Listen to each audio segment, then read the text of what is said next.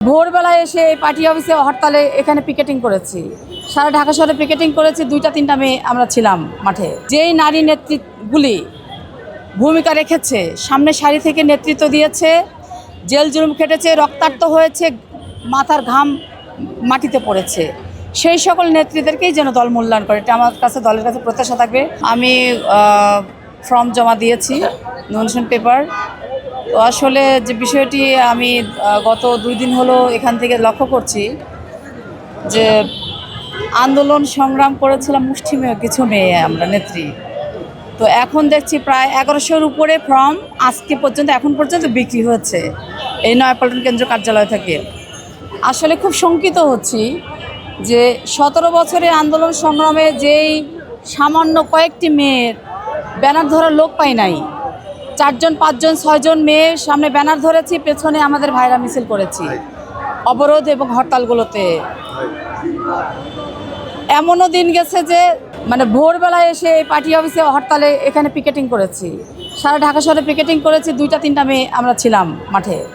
তো আসলে খুবই কষ্টসাধ্য ব্যাপার এটা আমাদের জন্য। আমি চাইবো, আসলে দলের কাছে প্রত্যাশা থাকবে এটাই, 17 বছরের আন্দোলন সংগ্রামে যেই নারী নেতৃত্বগুলি ভূমিকা রেখেছে, সামনে সারি থেকে নেতৃত্ব দিয়েছে, জেল জুলুম খেটেছে, রক্তাক্ত হয়েছে, মাথার ঘাম মাটিতে পড়েছে, সেই সকল নেতৃত্বদেরকেই যেন দল মূল্যায়ন করে। এটা আমার কাছে দলের কাছে প্রত্যাশা থাকবে। এবং শুধু তাই নয়, যে একটি পার্লামেন্টে যাওয়ার জন্য যেই দক্ষতা প্রয়োজন, যে অভিজ্ঞতা প্রয়োজন এবং ত্যাগ, তার সাথে সংমিশ্রণে আমি যদি মনে করি যে এই 3টি সংমিশ্রণে যদি নেতৃত্বকে বাছাই করা হয়, সেই সংসদে গিয়ে এই নেতৃত্বের মাধ্যমে গণতান্ত্রিক যে রাষ্ট্র প্রতিষ্ঠা করবার জন্য আমাদের প্রিয় নেতা মাননীয় প্রধানমন্ত্রী জনাব তারেক রহমান যে কাজ করে যাচ্ছেন, সেটার সাথে আমাদের সংযুক্ত করলে আমরা সবাই মিলে একত্রে কাজ করলে আসলে দেশটা খুব সুন্দর হবে।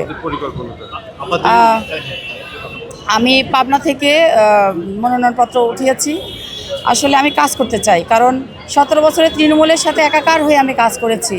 তৃণমূলের যে হাহাকার, তৃণমূলের অভাব, অভিযোগ, এটি সম্পূর্ণই আমি জানি, বুঝি। আমি মনে করি যে আমার জায়গা থেকে তৃণমূলের সাথে মিশে থাকার যে প্রবণতা, এটা আমার সারা জীবন আমৃত্যু পর্যন্ত থাকবে। এবং আমি এই দেশের জন্য কাজ করতে চাই, আমার এলাকার মানুষের জন্য কাজ করতে চাই, এলাকার মানুষের পাশে থাকতে চাই। ইনশাল্লাহ আল্লাহ যদি সহায় হন এবং আমার দলের নির্ধারক যারা আছেন তারা যদি আমাকে দায়িত্ব দেন, আমি অবশ্যই তৃণমূলের সাথে মিশে কাজ করব। আচ্ছা, পার্টির বিষয় হচ্ছে আপনি কি যেটা বলছিলেন আপনার কথা মধ্যে যে সুবিধা ভোগে রেখে আবার কি দলে ফিরছে কিনা, বা সুবিধা ভোগ করার জন্য সুবিধা পাচ্ছে কিনা, এটা নিয়ে আসলে সবসময় দেখেছি দলের দুঃসময়ে যারা কাজ করে, দলের সুদিন আসলে অনেকাংশে বঞ্চিত হয়। আসলে এই যে আমাদের দীর্ঘ পথ চলা 17 বছর, এটা কিন্তু অল্প সময় না, দীর্ঘ পথ আমরা পার করেছি। এই দীর্ঘ পথ পার করতে গিয়ে আমরা আহত হয়েছি, বারংবার জেলে গিয়েছি, ডিবি কার্যালয়ে রিমান্ডে গিয়ে অমানবিক নির্যাতনের শিকার হয়েছি। এবং একই মিছিল থেকে দেখা যাচ্ছে আমার এক ভাই গুলিবিদ্ধ হয়ে আমার সামনে পড়ে গিয়েছে। এমনও দেখেছি যে ভাইটার সাথে সকালে মিছিল করেছি, সেই ভাইটা রাতে গুম হয়ে গিয়েছে। এই যে দল করতে গিয়ে এই যে ফ্যাসিস্টের যে অত্যাচার, নির্যাতন সহ্য করেছি, শুধু ভাবতাম যে একটা সময় দল ক্ষমতায় আসবে, এই আশাটা নিয়েই কিন্তু বুক বেঁধে আন্দোলন করেছি। পুলিশের রক্তচক্ষুকে উপেক্ষা করে ঢাকার রাজপথে বারংবার নেমেছি এবং বারবার পুলিশের লাঠিচার্জের শিকার হয়েছি, আহত হয়েছি।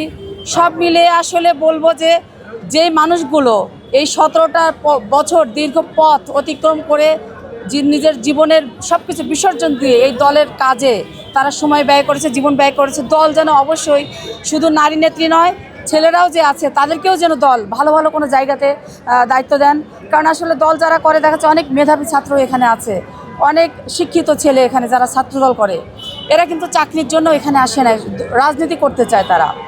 এই যে দীর্ঘ যে আমাদের যে কমিটিগুলো, দীর্ঘমেয়াদী কমিটিগুলো ভেঙে দিয়ে যদি নতুনভাবে কমিটিগুলো ঢেলে সাজিয়ে এই আমাদের সেই ত্যাগী ছেলে মেয়েগুলোকে যদি ঐক্যবদ্ধভাবে যে দায়িত্ব দেওয়া যায়, আমি মনে করব যে তাদের ভিতরে যে এই যে 2 মাসের যে তাদের ভিতরে একটি কি বলবো অভিযোগ, কষ্ট বা চাপা ক্ষোভ বিরাজ করছে, ওটা হয়তো দূর হয়ে যাবে।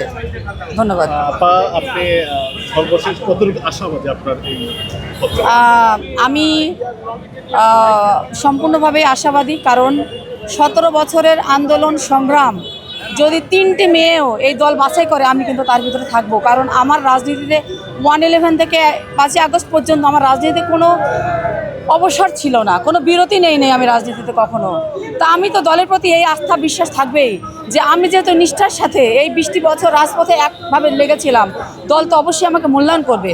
আর এই মূল্যায়নটা যদি না হয়, আসলে তৃণমূল যারা আমাকে দেখেছে বা তৃণমূল যারা একসাথে কাজ করেছে, আসলে এদের জন্য আসলে একটা ভয়াবহ বার্তা চলে আসবে। আমি মনে করব যে শুধু আমি নয়, আমার মতো যে নেত্রীগুলো মাঠে ছিল, দল অবশ্যই তাদেরকে মূল্যায়ন করবেন। আসলে প্রাপ্তি বলে কোনো কিছুই পাই নাই এখন পর্যন্ত, শুধু দলকে ভালোবাসি, জিয়াউর রহমানের আদর্শকে ভালোবেসে, শহীদ রাষ্ট্রপতি জিয়াউর রহমানের আদর্শকে ভালোবেসে কিন্তু রাজনীতি করছি। এবং আমাদের আগামীর ভবিষ্যৎ মাননীয় প্রধানমন্ত্রী জনাব তারেক রহমানের একসময় দেশে আসবেন, তার হাত ধরে রাজনীতি করবো, এটা দেখেই কিন্তু 20 বছর কাটিয়েছি।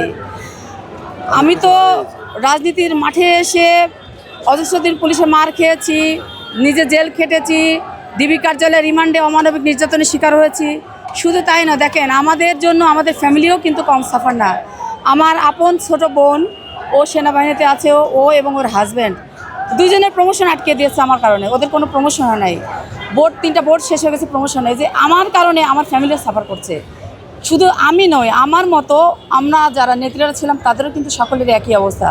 তো সব কিছু বিবেচনায় আমি আশা রাখি দল সব কিছু বিবেচনায় আমাকে মূল্যায়ন করবেন।